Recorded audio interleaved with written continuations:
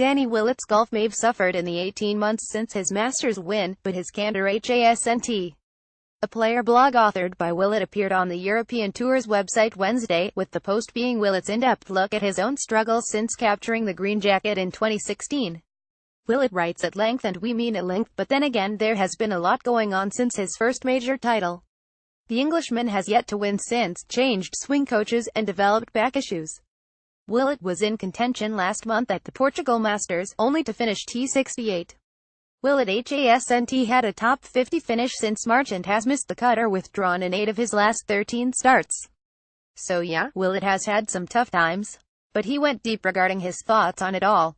In the post, the 30-year-old went in detail on how unprepared he was for the attention after his Masters win and the trials that brought. What's funny is that we, as golfers, spend so much time practicing for those moments, working on our swings, those chip shots, pressure putts, how to deal with being in contention mentally, but no one ever really prepares you for what happens next, after you achieve greatness like that.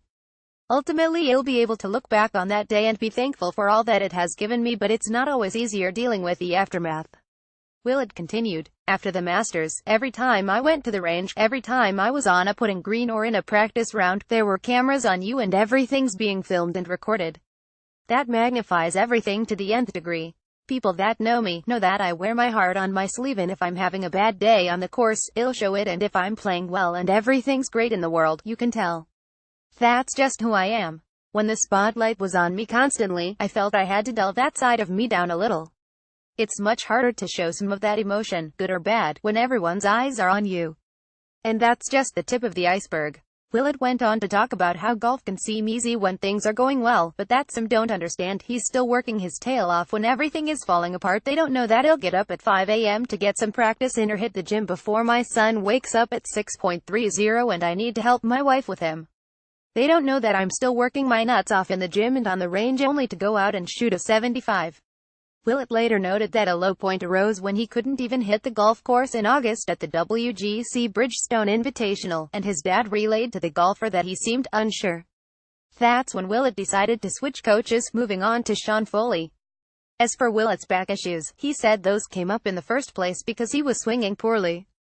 He detailed how the injury became supremely frustrating. It was annoying as working out didn't hurt it, drills didn't hurt it, but firing into the ball at full speed and just being a little off could cause a lot of pain. It ended up taking over my game as I'd be taking painkillers in the morning after waking up in pain, getting an hour of physio before each round, playing the round with a swing that hurt, then needing an hour of physio after the round.